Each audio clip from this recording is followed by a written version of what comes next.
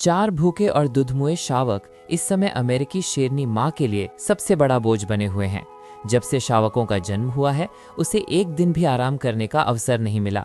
एक अकेली माँ होने के नाते जब वो शिकार पर निकलती है तो शावक बिना निगरानी के रह जाते हैं और वही समय उनके लिए सबसे अधिक खतरनाक होता है। लेकिन यदि वो शिकार पर न जाए तो उसके पूरे परिवार का जीवित रहना मुश्किल हो जाएगा। यही अमेरिकी शेरनी माँ की सबसे बड़ी मजबूरी है। यहाँ गुआनाको, एक प्रकार का जंगली ऊंट जैसा पशु, अमेरिकी शेर का मुख्य शिकार है, परंतु गुआनाको का शिकार करना बिल्कुल भी आसान नहीं है। दोनों के आकार में भारी अंतर होने के कारण अमेरिकी शेर के सफल शिकार की संभावना केवल 5 में से 1 होती है। इस बार भी अमेरिकी शेरनी माँ ने पूरी कोशिश की, लेकिन अंततः उसे असफलता ही हाथ लगी। वह जानती थी कि शावकों से अधिक देर तक दूर नहीं रह सकती। भले ही इस बार उसे कुछ हासिल न हुआ हो, फिर भी उसे शावकों के पास लौटना ही था। जब वो मांद में वापस पहुंची तो उसने शावकों को पुकारा। माँ की आवाज़ सुनते ही शावक खुशी से उसकी ओर दौड़ पड़े।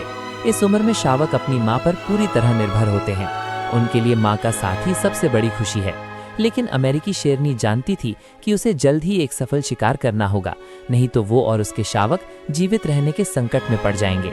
अगले दिन वह फिर से शिकार पर निकल पड़ी। सावधानी पूर्वक खोजबीन करने के बाद उसे जल्द ही एक लक्ष्य दिखाई दिया। इस बार वह बहुत सतर्क थी। वह घास में छिपकर सही अवसर की प्रतीक्षा करने लगी।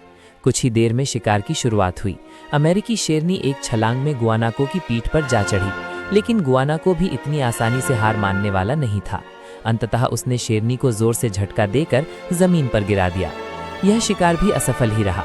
लगातार असफलताओं ने अमेरिकी शेरनी माँ को बेहद निराश कर दिया, लेकिन जल्द ही उनके जीवन में थोड़ा सुधार आया।